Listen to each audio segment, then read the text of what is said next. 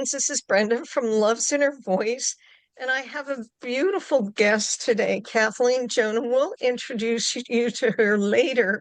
But first, let's do our deep breathing in. Let's get grounded and be present in this moment in time. Take a deep breath in of light and love. And as you breathe out anything you're willing to let go of right now into that light and love. Let's do that 2 or 3 times. Breathe in and breathe out all the way down to your toes. Back out again. Breathe in and breathe out. Breathe in through your heart down into your lungs. And breathe out anything that you're willing to let go of right now. One more.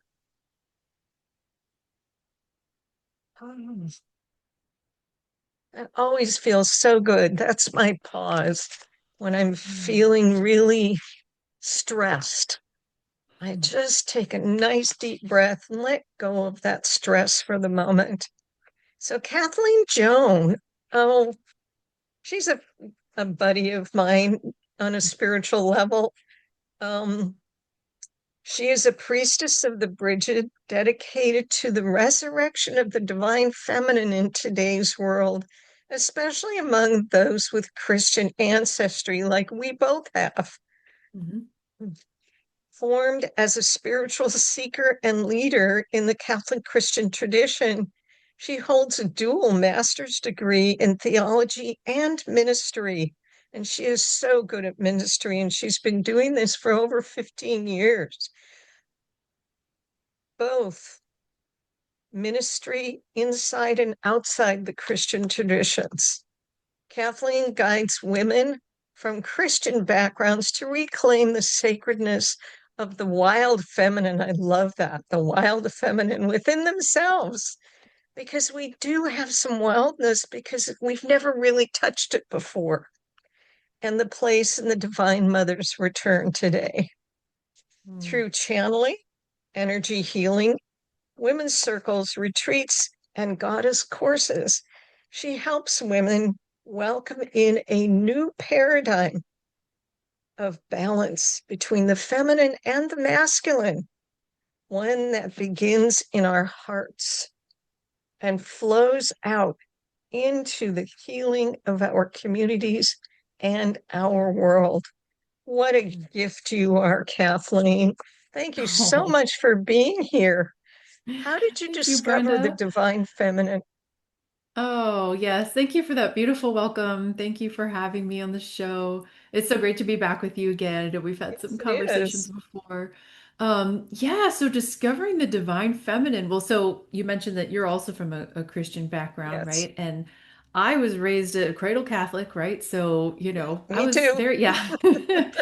So I was very, spiritual. I mean, I was very devoted to my spiritual path, but it was not until truly after I had done my graduate work in theology and ministry, right, that I started to really discover feminine names and images for the divine. Right? Imagine that, right? I mean, I had just always been raised in this context where God was He, and nobody questioned that, right? That was just Right. what everybody did exclusively. And so it was funny. It was like as soon as I started, I used to work at a Catholic high school. So I was teaching religion and running retreats at this Catholic school.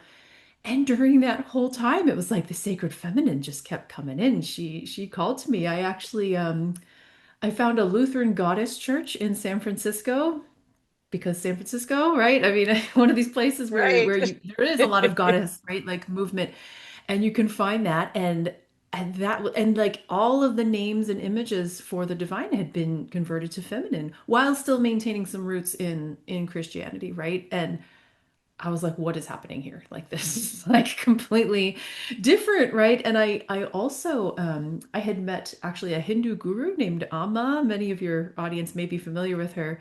She travels around the world hugging people, and she embodies the goddess from her Hindu tradition. And so that blew my mind. It was like when I saw Amma up there embodying the divine feminine, right? I mean, she dresses up as the goddess and she gives these beautiful hugs to people, right? And I mean, channel anyway, we could talk about Amma, um, but yeah, it was this real sort of I didn't know that it was missing until I found it, you know? Yeah. Like I Yeah. Yeah. didn't know what I'd been missing this whole time. But what that opened up for me was this real healing of seeing myself truly as reflected as sacred in the image of the divine, right? Like we believe that, I was taught that as a good Catholic growing up, we're all made in the divine image, right? But somehow the divine image looks more like the men than it does like me, right? Yeah. So that's where this deep sense of like separation comes in. Like you're somehow not as sacred as the boys, right? And I think all we need to do is look at society. All we need to do is read the news, right? To see examples every day of ways in which our world does not treat women as equally sacred, right? Yeah. So I think these are all connected, right? Like what would our world be like? How would it be different if we had learned, if we had all grown up imagining God as a mother or goddess, right? As feminine as well as masculine, right? Yeah. Well, and it's Hmm. so interesting because the males have female parts, the females have male parts. I mean, we are a combo of both.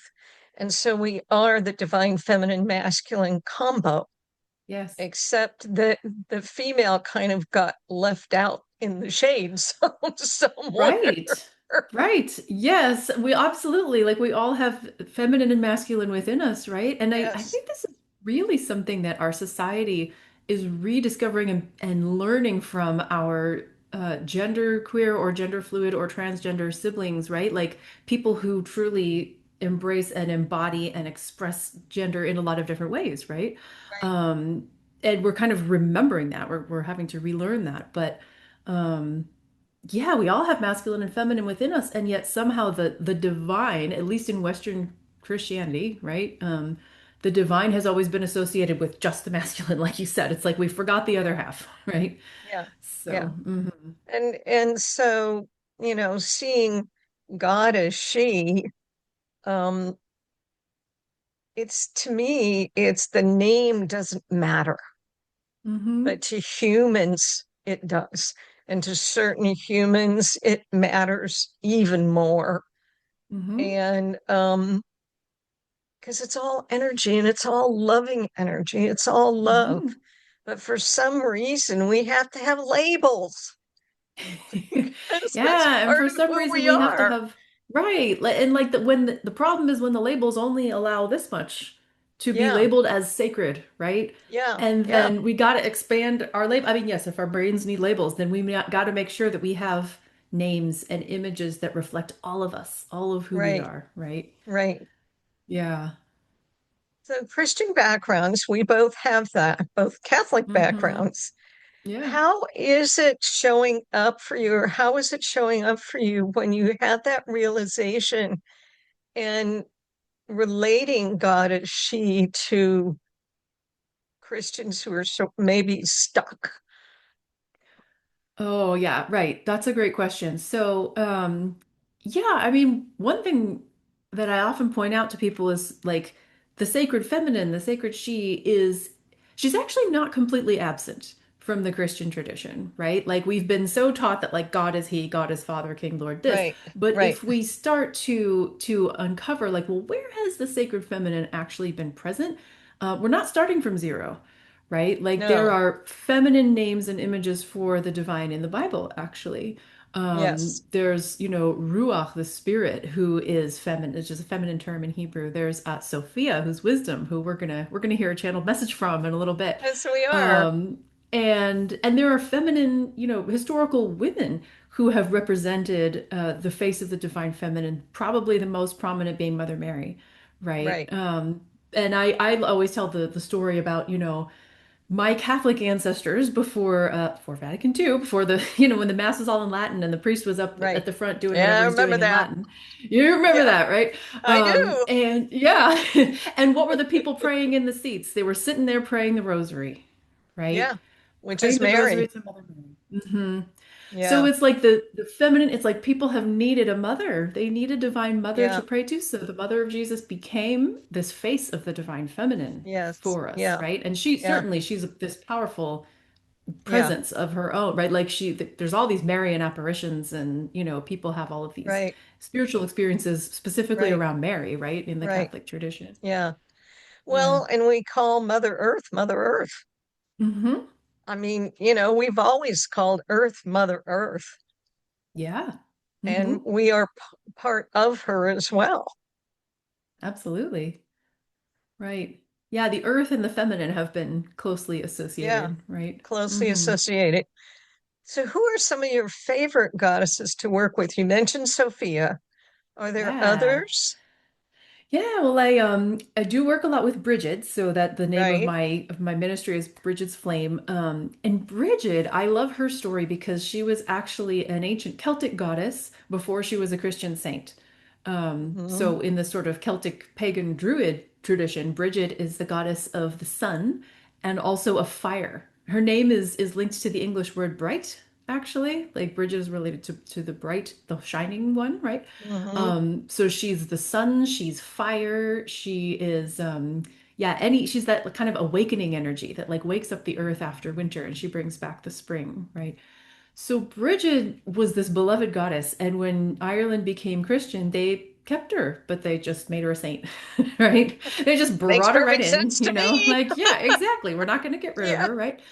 Yeah. And there was a historical woman named Saint Brigid. She came from a town called Kildare in Ireland, and she founded the first monastery, Christian monastery there in Ireland. It was actually double monastery for both men and women, which is interesting. Nice. But Yeah. she was the abbess, she was the spiritual leader, of that time. So she is seen to kind of embody the qualities of the goddess Brigid. So and actually my favorite thing that she did was with her nuns, the women specifically, they kept tending the ancient perpetual flame that was always lit to the goddess Brigid. Mhm. And they just brought that right into their Catholic convent and said, okay, we're going to keep tending the flame of Brigid in the in the convent now, right? So it was this beautiful, to me, that's this beautiful story of like, it doesn't really matter where you are and what kind of setting or institution you find yourself in, right? We can keep that divine feminine flame Yeah. alive, right? Yeah. So Bridget, she's kind of that, she's also known as the goddess of the threshold. So she's both in and out, if you will, of the church, right? She's the goddess, she's the pagan, she's also the Christian and the saint. It's like, and we get to do that. We get to be all of it. We get to embrace all Yeah. of it. Yeah. Well, and also I Mhm. see her on the threshold between life and death. Yes. Oh, say more about that. Well, when my mother was passing, it took her about 7 days to pass. This was back in 2023. Um, and she, there was somebody there with me, and I asked who's here, and I got told Brigid. And I went, Mm, thank you for being here. And my mother mm, wouldn't go until someone was with my dad because they had an adult apartment in a senior housing, mm, and she didn't want my dad to be alone when she passed. And I got the sense of that. So I asked my dad, I said, can I stay in the sofa bed tonight? Because my brother's home is full with people who come down to say goodbye to mom. And he said mm, yes. And it was the first time I gave my mom a kiss at midnight. And I said, leave if it's time for you to leave. And I got a mm, message that she would within an hour, she was gone. mm. And I realized when my dad died 5 years later, at almost 98, she was 93 or almost 99, that I had never really grieved her because I immediately moved over to taking care of my dad. Right. And so then I Mm. ended up grieving them both at the same time. And he passed in December of 24. Okay. 12, 12, 24. Very, very Wow. spiritual numbers. Yeah, Yes. Powerful. Wow. very powerful. Hmm. And such a gift, that we had him Hmm. 5 years after my mom. Um, Mm. but I that's how I see hers. The threshold to me is also the life death threshold, not just the masculine feminine threshold Yeah. and the Hmm. church threshold. I know Hmm. there's others at that threshold as well. Hmm. Yeah, but thank you for bringing that up because it's kind of this threshold between the realms, right, with Yes. Brigid. Yeah. And Yeah. I'm just remembering the story where she's also known as the one who invented keening, which is like wailing for the dead. It's like this vocal like grieving, Yeah. right? Which, Yeah. Yeah. yeah. So that's attributed to Brigid also. Well, and whaling is really a good thing to do because then we're not holding it in and we're Hmm. expressing it out. We still need to deal with it, and the grief never totally disappears. We can honor it. It's an emotion that we were gifted with along with all of our other emotions. Mm, yeah. It's just learning to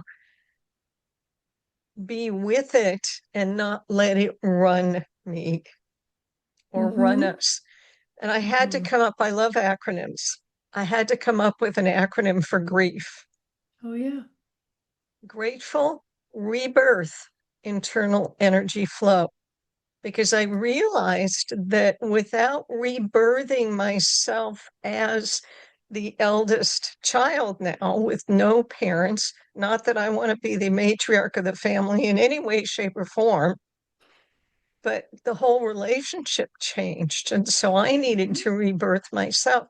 And what I realized is that I need to rebirth myself anytime I go through a change in life because there's going to be a little grief. Anytime that Hmm. I choose to let go of some behavior that I've been doing for years and years that no longer serves me, there's always a Hmm. little bit of grief. And what I realize is that I want to walk in gratitude to that feeling as I rebirth myself anew. Wow. Hmm. Yeah, and I love how you said that it's can be simply a matter of transition, Yeah, right? It doesn't, yeah, there's always a little bit of loss whenever there's a major yes, change, right? right.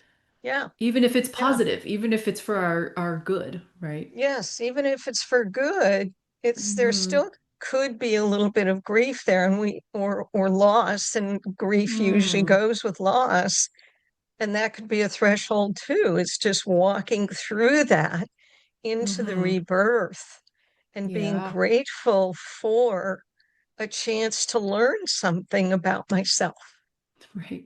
and Hmm. about the divine feminine, the divine masculine, and the power that breathes me so that I can be supported in any circumstance that shows up.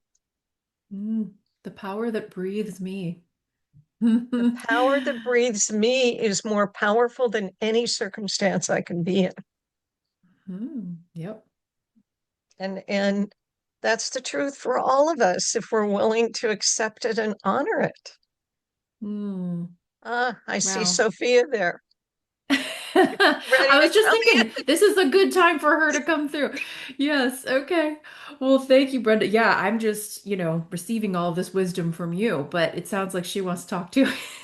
So, Well, and I didn't tell people what our program title was, but it's Embody the Divine Feminine Wisdom. And so mhm. Sophia wants to talk to us today about feminine wisdom. Yes.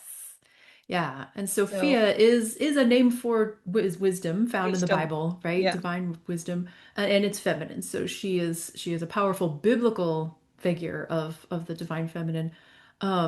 So yeah, I'm, happy to channel this message from Sophia. She's told me it's going to be about divine feminine wisdom, and I'm just going to look like I'm talking with my eyes closed, but she might invite questions, Brenda. So if you want to, Hmm. dialogue with her, that's fine too. And it is 7. It's Um, 4:30 okay. Pacific time, so it's 7. Oh, yeah, yeah, exactly. Wow, a lot of sevens today. 7 stick. Okay.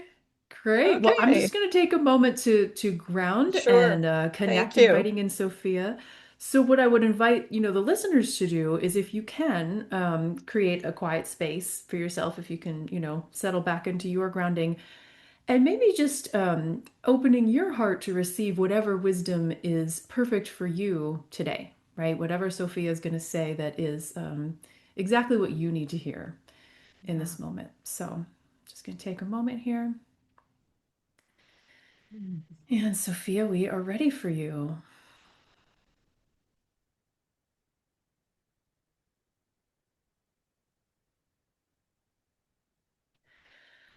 Oh, my darlings, this is so wonderful. Thank you so much for inviting me in, my dear friend and sister Brenda. I am so excited to be talking with you and with all of our listeners. It is wonderful to have this opportunity because truly you are deeply tuned in already to divine feminine wisdom. You, as you were just mentioning in your conversation, you have stepped in to a role of embodying the wise woman. I will use the term elder, although this does not refer to age, to physical age. Rather, it refers to the wisdom gained from experience. Mhm. And this can be the experience of your soul, even across many lifetimes. And so, you, Brenda, and I am sure many who are listening, have come into this space because your heart is ready and desires to fully become a channel yourself for divine feminine wisdom. This archetype of the wise woman, or we might say the elder, lives in all people, regardless of gender, as you have already discussed. And yet, there is something deeply important about the feminine, the wisdom of the feminine being lifted up as we return to listening, to deeply listening to Mother Earth, to our bodies, to the wisdom that moves within our hearts. And this is not to diminish the importance of the mind. The mind is such a powerful tool of consciousness, of awareness. Truly, my wisdom lives there as well. And yet, it is a matter of rebalancing.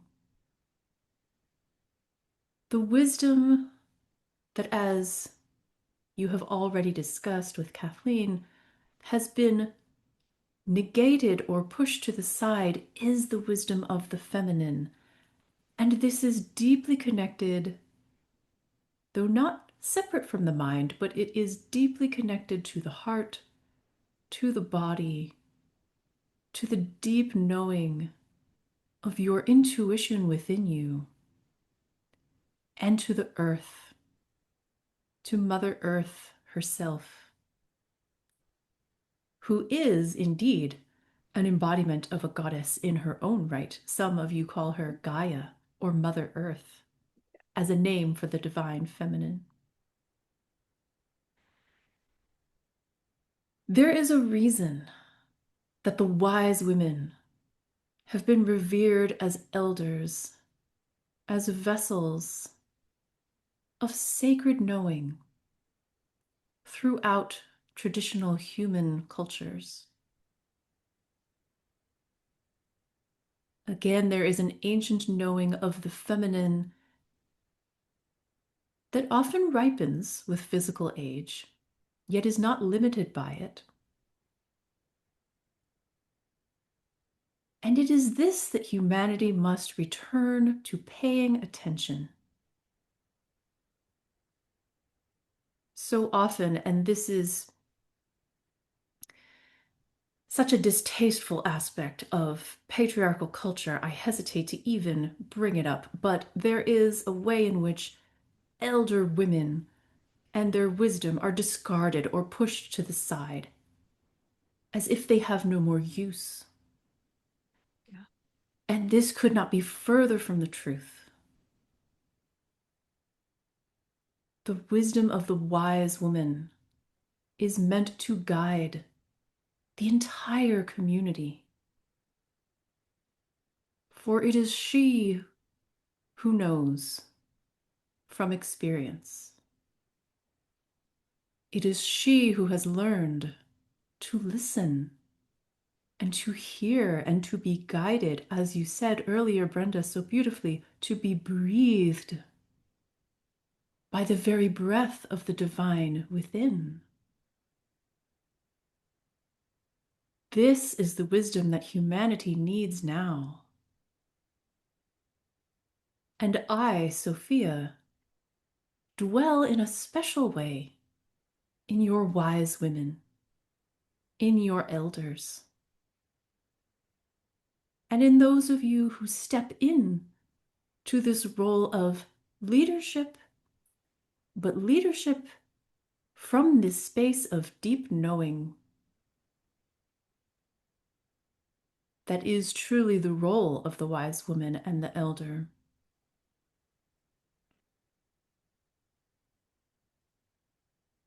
There is one more thing I wish to say,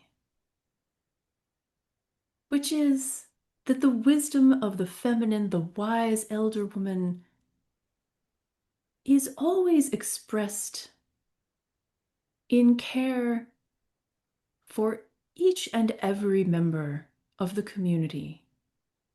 And this includes not only the human community, but all beings on Mother Earth. This is where divine feminine wisdom encompasses a greater whole. The wise woman, the elder woman, looks at the relationships and the flourishing and the well-being and pays attention to even the littlest or the smallest members of the community. Even those who perhaps cannot advocate for their own needs. Those whose voices may be smaller in any given moment. Those who are perhaps not at the center of attention.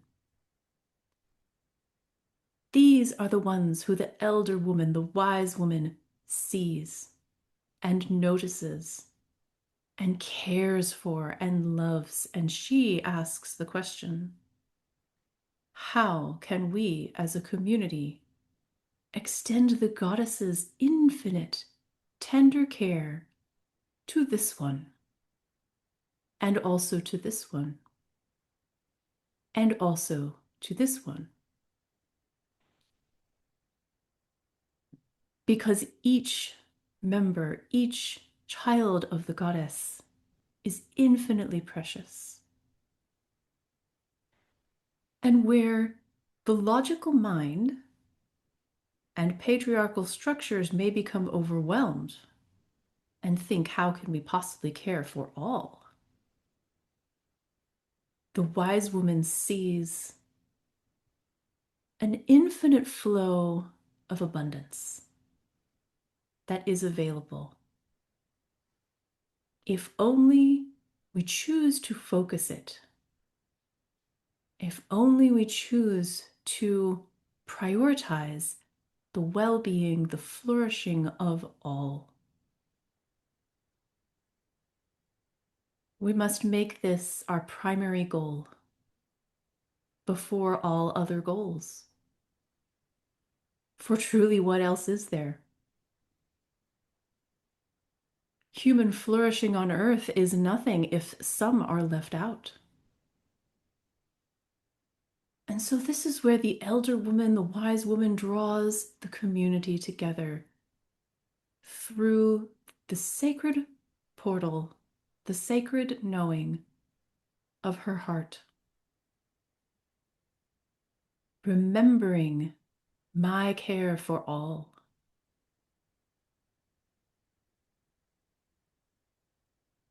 Do you have any questions, dear Brenda? Thank you so much, Sophia. One of the things that came up when you were sharing is encouraging us all to ask, what can I do today? Even if it's just say hello or smile at somebody on the street, it may just make their day. It's not how can I do it, but what can I do in this moment to support love and light shining on the earth. So thank you so much for that. And is there anything you would like to share about how we can notice you embodied in our bodies? Yes. Well, I would like to say, first of all, thank you for pointing out that sometimes it is the little things. And that again, if the mind becomes overwhelmed by the many problems or by the great suffering in the world that may seem unsolvable, the heart is what will let you know, is what will move you to smile at that person. Yeah. The heart is what will move you to say, this is mine to do today.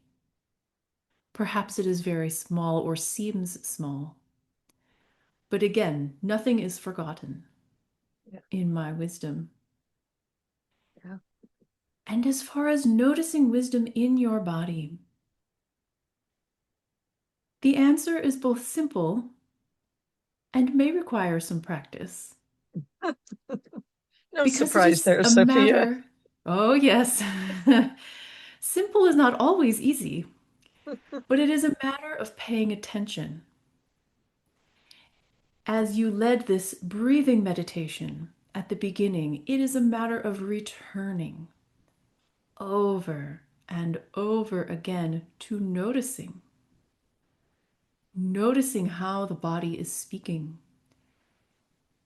and allowing the mind to be curious, allowing the mind to witness and learn from the body, allowing the mind to say, what are you saying to me now, body? Through this sensation, or through this pain, even, or through this feeling in my gut that I don't know quite how to describe. Often in some meditation practices, there is a stated goal of clearing the mind and of not allowing thoughts, which may become unrealistic. And so instead, I would encourage you to simply have a practice of returning over and over to the body and to paying attention and asking, what is the body telling me today? What is my heart telling me today? So beautiful. Thank you so much, Sophia. Is there any last piece of wisdom you would like to share? I would simply like to thank you, Brenda, and everyone who is listening. I don't always get the chance to speak with people, and so I am delighted when I do, because I love to share my wisdom. And so I invite everyone who is listening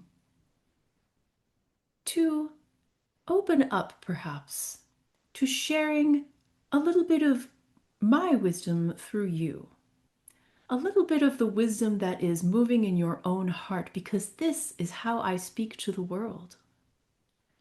When your heart moves you, for example, to smile at that person, don't brush it off.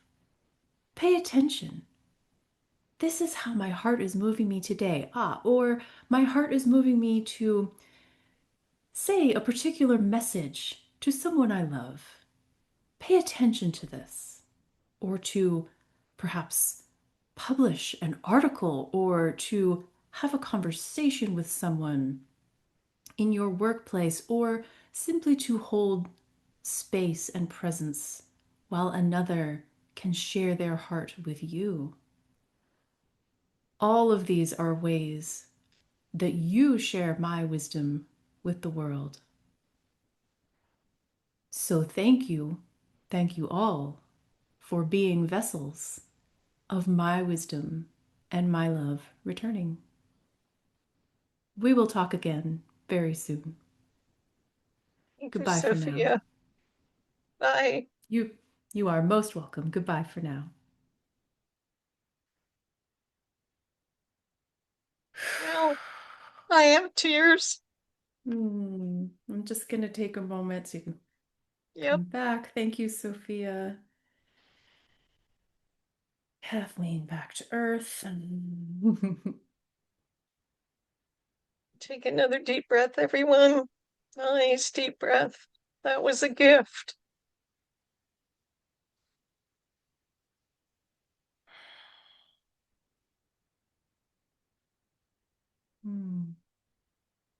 Thank you, Kathleen. She knows you well, Brenda.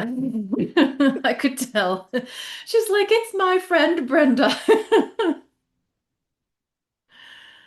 I know her. I don't know her name. Now I know her name and I'll recognize her energy, but you know, Hmm. yeah. So thank you. When Hmm. my heart is touched, I do tear. So that's just part Yeah. of what I do. Yeah. But for our friends out there, Kathleen has a free guide, 5 ways to connect with the sacred feminine daily. And you can get that at her website, www.brigidsflame.org. So please check out Kathleen and what she has to offer at www.brigidsflame, that's BRIGIDS flame.org. It has been such a pleasure to have you here, Kathleen. And Sophia, thank you so much for joining us. Yes, this has You been so spent some fun, time Brenda. with us, and Yes, I thank you for really holding this appreciated space. it.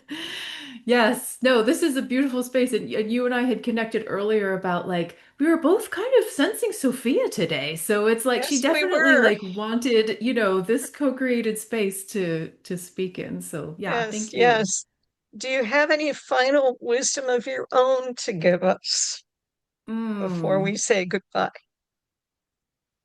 thank you. Yeah, my feeling is always that the divine feminine, I mean, like we just heard from Sophia, there are so many ways that we can be the embodiment, right? To Yeah, use the word, our word of the day, embodiment of her wisdom. And so, yeah, I really think that that's where the healing is coming from in today's yeah, world. Like there's so much suffering. We just look around the news, it's so overwhelming, but I really yeah. do think that the divine feminine is bringing that healing. Um, and I think we each can be part of that, right? So, I agree. I agree. And it really is asking the question, what can I do in this moment, at this mm, time, today? Because then I'll come up with an answer that is an action that I can take. yeah.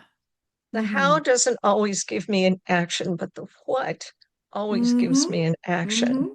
Right. And so that's a real gift that I've received um, from various feminine goddesses out there, Yeah.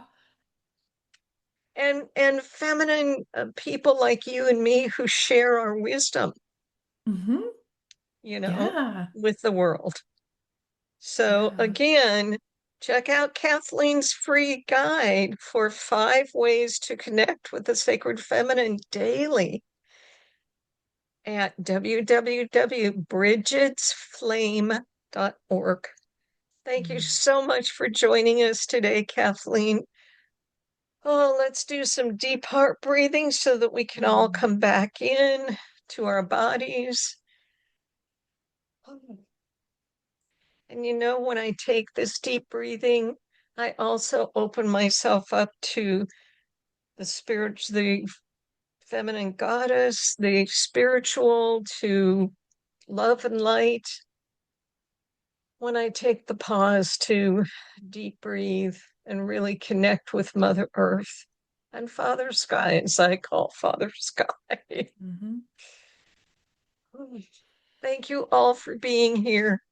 Blessed be. Let's take 2 or 3 breaths. Continue to have a blessed day, everyone.